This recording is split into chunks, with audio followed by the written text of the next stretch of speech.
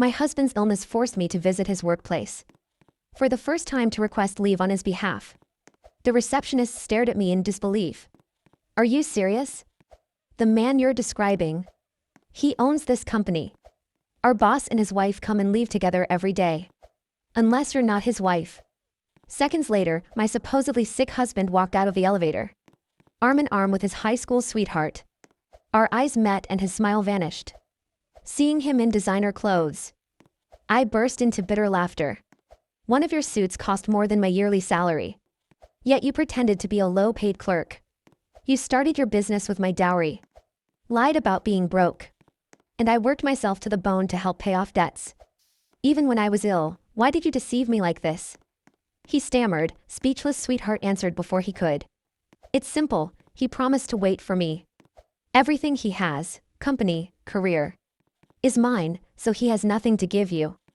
I realized my husband had hidden not only his identity, but also a lifetime vow to another woman. Yet I was still married to Stephen Condon. Could he really give me nothing? Stephen reached out to touch my shoulder. But I jerked away, his hand hung in the air as he sighed. Honey, listen. I loved the feeling of living a simple life with you. Really, I never meant to keep it from you forever. I was planning to tell you the truth soon. Soon, 8 years, Stephen. We've been married for 8 years. Isn't that long enough? I asked again. My voice trembling. Or did you think I was dumb enough to be fooled forever? He reached for me again. That's not it, Sonny. I backed away, my heels unsteady because they were worn out. But I had never been able to bring myself to replace them. My gaze fell on Genevieve Bell, who was wearing glittering heels, a cashmere coat and carrying an Hermes bag. I had only ever dared to glance at those in the shop window. I had joked to Stephen, when you're rich, buy me an Hermes, too. He had laughed and ruffled my hair. I will, and I'll buy you two. One to carry, one to wear. It turned out he had bought one but for someone else. I fought back the bitterness and asked him with a laugh. That's not it, then what about her? Stephen glanced at Genevieve. Genevieve is just a friend. Genevieve's mouth turned down immediately. Stephen.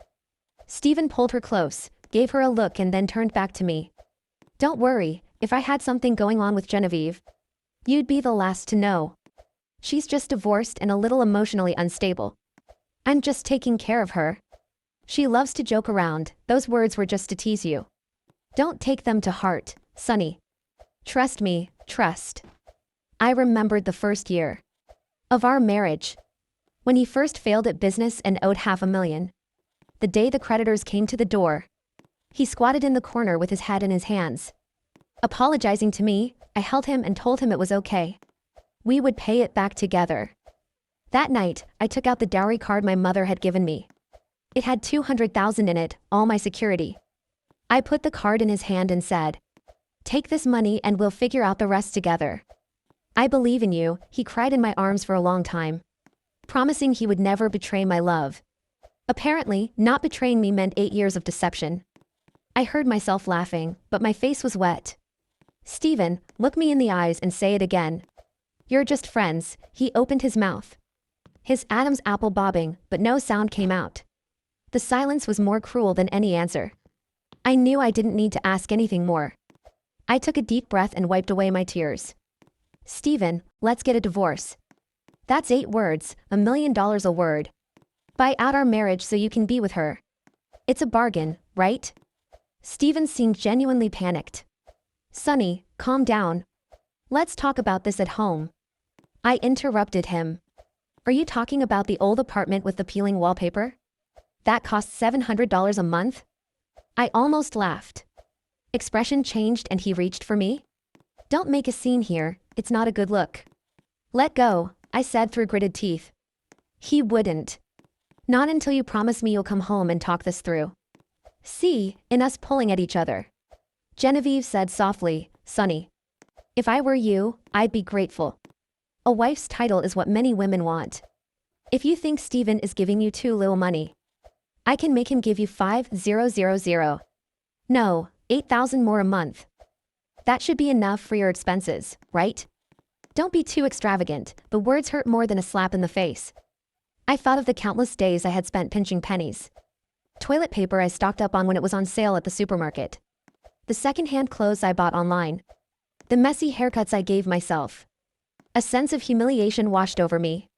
One hand was gripped tightly by Stephen. But with the other, I gathered all my strength and slapped Genevieve's self-righteous face. Clear sound was deafeningly loud in the lobby. Time seemed to stop, a few seconds later. Genevieve seemed to realize what had happened. Covering her face, her eyes red and screaming, "Stephen." She hit me, it hurts. Even reacted almost instantly. He pushed me away and I stumbled backward. My lower back hit the sharp corner of the reception desk. A burst of pain, before I could steady myself. He reached for me again. "Sonny. Are you crazy?" He roared. Grabbed my shoulders and pushed me hard. The world spun, my head hit the corner of a marble table heavily. Making a dull sound, excruciating pain shot through the back of my head. And I reached back and touched it. It was bleeding. I leaned on the table. Barely able to stand, my vision was blurred. But I could see him cradling Genevieve's face. Examining her carefully. "It hurts, Stephen." "It hurts," Genevieve said softly. Stephen patted her back gently like a child. It's okay. I'm here." Then he looked up and roared at the receptionist, who was standing there stunned. "Are you blind? Can't. Did you see Genevieve is hurt? Get an ice pack now." The young receptionist trembled and hurried to find an ice pack. Blood trickled down my neck into my collar. Sticky and warm before turning cold. It was so cold, my whole body was cold. Stephen finally turned to look at me. "Go home, I need to take Genevieve to the hospital. We'll talk about this another day." My vision was fading, but I tried to make my voice heard. "Even from today on, we're even." He froze. "What, you think 8 million is too much? Fine. Your debt to me for my dowry. For my 8 years of youth. For the blood I'm shedding. I'll get it back penny by penny in court. And the marital property. Including the company he started with my money. The profits over the years. The house, car and jewelry. He bought her everything, I would take back what was mine." Genevieve suddenly looked up. "You're dreaming," I didn't answer but turned and walked toward the door. Every step was a stabbing pain in the back of my head. Every step, blood flowed. But my back was straight. People can fall. But they can't bend. As for whether it was a dream, I didn't need to answer her. I trusted my lawyer would give me the answer. It was completely dark by the time I left the law firm. I endured the headache and went home. When I walked in, I saw an open suitcase in the middle of the living room. Stephen was putting shirts in it and Genevieve was sitting on the couch. "You're back." Stephen looked up at me. His tone is calm, as if nothing had happened. "Good. I need to talk to you. Genevieve hasn't been feeling well lately. And that slap today made her old injuries flare up. The doctor said she needs someone to take care of her. I'm going to stay there for a few days." I laughed in spite of myself. "You don't need to tell me we're in a divorce. Cooling off period, you can stay wherever you want. You don't need to report to me." He clicked his tongue impatiently. "Sonny, don't be like this. I know you're upset today. But we can talk about our issues later. Genevieve needs me now, needs." He needed me and I was always there. I needed him. And he was with someone else. Was that fair? No. But marriage was never about fairness. It was about willingness. I was willing for 8 years. Now my heart was dead and my love was gone. "Okay," I said, turning and walking into the bedroom. He probably thought I would cry. Make a scene, try to make him stay. But I didn't. I opened the closet and started packing his things. I stopped when I got to the photos. In the frame was our wedding photo. He was smiling so brightly and my eyes were full of light. "Sonny, what are you doing?" He followed me in a hint of panic in his voice. "Aren't you leaving?" I didn't turn around. Just kept tossing things into the suitcase. "I'm helping you pack so you don't have to come back." I said, "It was just a few days."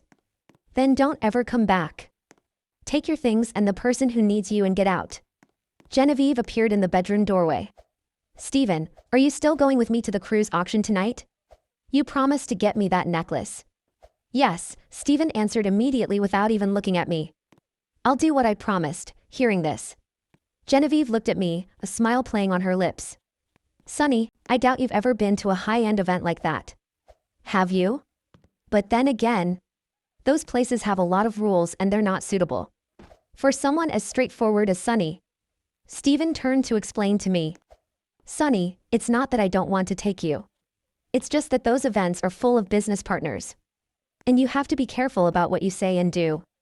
I'm afraid you won't be comfortable. And if you say or do something wrong, you might offend an important client. I interrupted him coldly. Are you finished? He froze. I pointed to the door. If you're finished, then get out. Get out of my apartment, Sonny. This is no. This is mine. I paid the rent.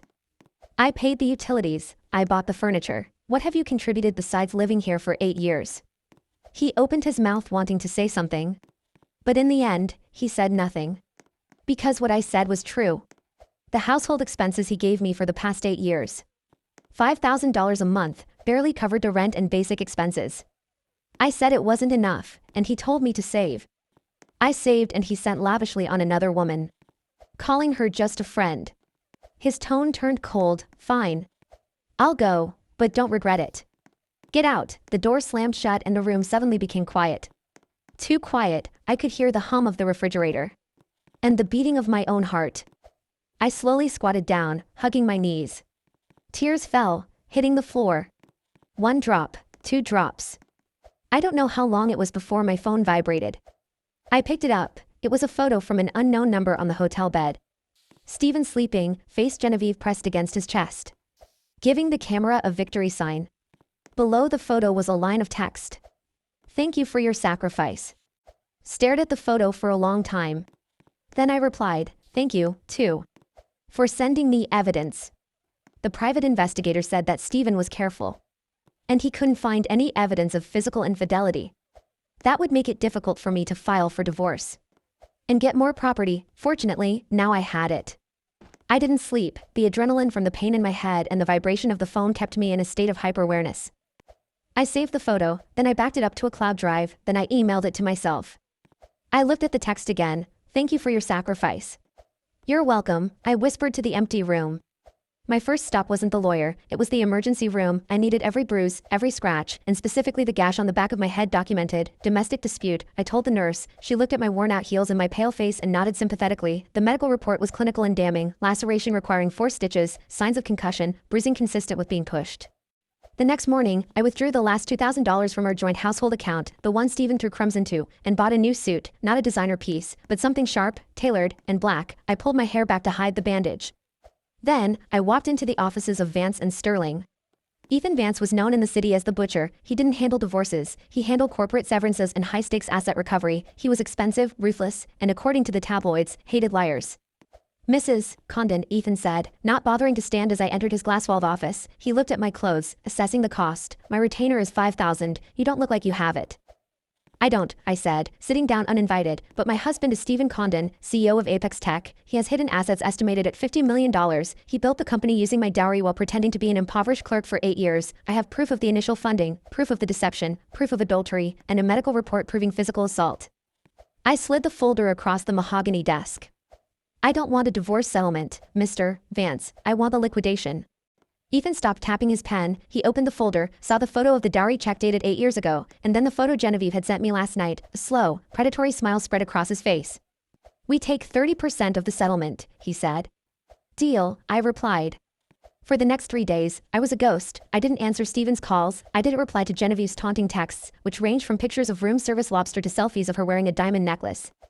Text from Genevieve, he bought it. It's so heavy, my neck hurts. Sad you never got to feel this weight. I forwarded the screenshot to Ethan. Ethan, good, keep them coming. We need to prove dissipation of marital assets. On the 4th day, the annual Condon Charity Gala was taking place. This was the event where Stephen was planning to officially introduce Genevieve as his partner to the business world, likely spinning a story about how his marriage had been over for years. I wasn't invited, but as the legal wife and a shareholder by virtue of my dowry investment, I didn't need an invitation. The ballroom of the Ritz was suffocating with the scent of lilies and expensive perfume. I stood at the entrance, wearing a crimson dress I had rented. It was the color of fresh blood. It hugged my frame, revealing a confidence I had forgotten I possessed. Stephen was near the stage, holding a champagne flute, laughing at something a board member said. Genevieve was draped on his arm, wearing a white gown that looked suspiciously bridal. She wore the necklace, a cascade of diamonds. I walked in. The room didn't go silent immediately, but a ripple of whispers started near the door and spread inward. Isn't that? I thought he said she was a recluse. She looks incredible. Stephen turned, his smile dropped. He looked like he'd seen a corpse. Genevieve gripped his arm tighter, her nails digging into his tuxedo. I didn't scream, I didn't cry. I walked straight up to them, a waiter offering me a glass of champagne on the way. I took it. Sonny, Stephen hissed, his eyes darting around to see who was watching. What the hell are you doing here? You look ridiculous. Go home.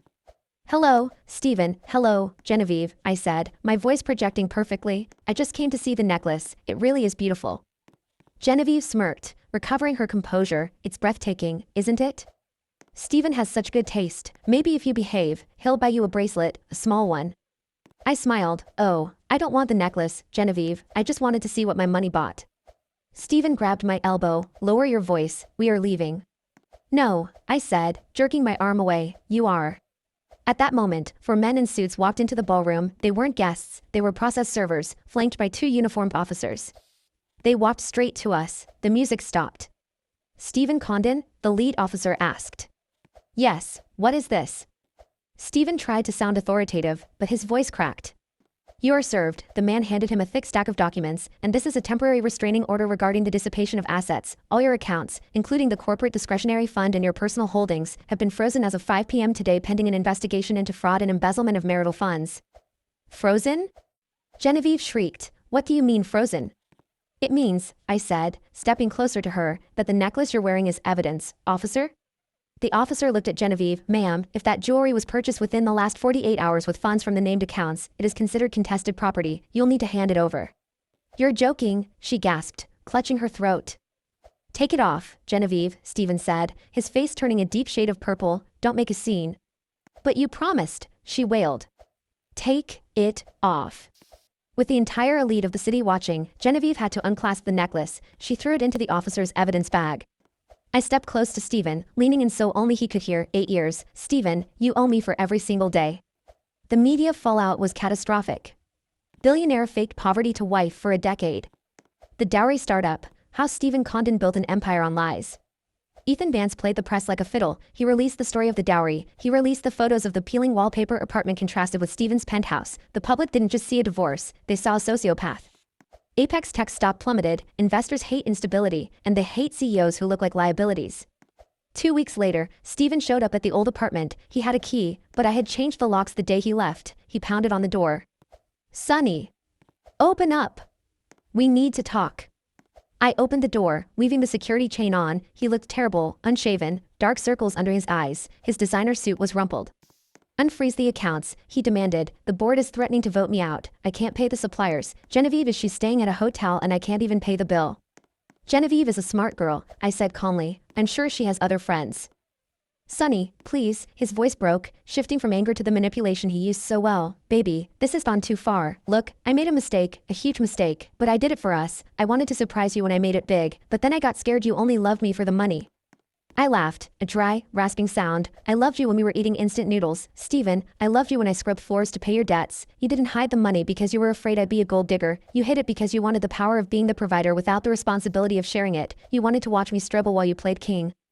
I can change, he pleaded. I'll dump her. I'll sign whatever post-nuptial you want. Just stop the lawsuit. I don't want you back. Stephen, I want what's mine. You can't prove the company is yours. That dowry was a gift. It was an investment, I corrected, and I have the recording. His face went pale. What recording? The night you cried in my arms? When I gave you the card? My old phone had a voice memo feature I used to record my grocery lists. I hit record by accident. I have you sobbing, saying, I will use this to build our future. I swear on my life this is a loan I will repay 1,000 times over. Ethan says in the state, that's a verbal contract. Stephen stared at me through the crack in the door. He realized then that the woman he thought was a simple, easily fooled housewife had died the moment he pushed her into that marble table. You're going to ruin me, he whispered. You ruined yourself, I said, and slammed the door. Money has a way of revealing character. Lack of money reveals it even faster. With Stephen's assets frozen and his reputation in tatters, the frenzy had vanished, but the biggest blow came from Genevieve. I learned about it during the deposition. We were in a conference room, me, Ethan, Stephen, and his team of sweating lawyers. Stephen looked at his phone during a break and let out a strangled cry. Everything all right? Ethan asked politely. Stephen threw the phone across the table. It was a live stream from a gossip site. Exclusive, Genevieve Bell spotted vacationing in St. Tropez with rival tech mogul, Marcus Thorne. The video showed Genevieve in a bikini, laughing on a yacht. The reporter asked her about Stephen Condon. Genevieve looked at the camera over her sunglasses. Stephen? Oh, that was barely a fling. Honestly, I didn't know he was married. He lied to me too. I'm just a victim in all this. Stephen put his head in his hands. She told me she was going to visit her mother, he mumbled. She took the cash I had in the safe. I felt a twinge of pity, but I crushed it instantly. She did exactly what you taught her to do. Stephen, take the money and run. The legal battle lasted 6 months. Stephen tried to hide assets offshore, but Ethan found them. Stephen tried to argue I contributed nothing to the business, but we brought in forensic accountants who showed that without that initial $200,000, his company would have gone bankrupt in month 2. The judge was a stern woman who had clearly read the file on the domestic assault. The ruling was brutal. Repayment of principal. The $200,000 dowry was to be repaid with interest calculated at the rate of his company's growth, meaning that initial stake was now valued at $12 million. Division of assets. Since the business was started during the marriage with marital funds, I was entitled to 50% of his shares. Damages, punitive damages for fraud and emotional distress, plus medical costs. Stephen retained the title of CEO, but I was now the majority shareholder. I owned him. After the gavel banged, Stephen didn't move. He sat in his chair, staring at the wood grain. I walked over to him. I'm keeping the shares, I said, which means I'm your boss now. He looked up, eyes red. What are you going to do? Fire me? No, that would be too easy. You're good at making money, Stephen. I want you to keep working, but every time you walk into that office, every time you sign a check, every time you look at the company logo, you'll know it belongs to the woman you called stupid. You work for me now. 3 years later. I walked into the Apex Tech headquarters. The receptionist, a new one, jumped to her feet. Good morning, Ms. Summers. I had taken my maiden name back. Good morning, Jessica. I took the private elevator to the top floor. I wasn't wearing worn-out heels anymore. I was wearing Louboutins, and I had 2 Hermes bags, one for my laptop, and one just because I could. I entered the boardroom. Stephen was there, presenting the quarterly figures. He looked older. The arrogance was gone, replaced by a nervous, twitchy energy. He wore off-the-rack suits now because the alimony payments and the garnish on his wages to pay off the judgment left him with a middle-class income. He stopped speaking when I entered. Continue, I said, taking the seat at the head of the table. He cleared his throat. Profits are up 12%. Good, I said, then we can increase the charitable donation to the women's shelter this year. After the meeting, Stephen lingered. Sonny, he said. Miss Summers, I corrected, not looking up from my iPad. Miss Summers, I saw Genevieve the other day. She's working at a counter in the mall. Her rich guy dumped her. I don't care, Stephen. I miss you, he blurted out, not the money. I miss coming home to someone who actually asked me how my day was. I finally looked at him, the man I had wasted 8 years on. He was a shell, and I realized I felt nothing, no hate, no love, just indifference. You didn't miss me, Stephen. You missed having a fan, and honestly? I prefer being the owner. I stood up and walked to the door. Oh, and Stephen? Yes? He looked hopeful. You have a smudge on your collar. Fix it before the client meeting. It's not a good look for the company. I walked out of the office and into the city streets. The air was crisp. My phone buzzed. It was Ethan Vance. Ethan, dinner tonight? I know a place that doesn't have peeling wallpaper. I smiled. Sounds perfect, I typed back. I hailed a taxi, not because I had to, but because I chose to. I wasn't the girl who pinched pennies anymore. I was the woman who had walked through the fire and bought the flamethrower. The past was a debt that had been paid in full. The future was pure profit.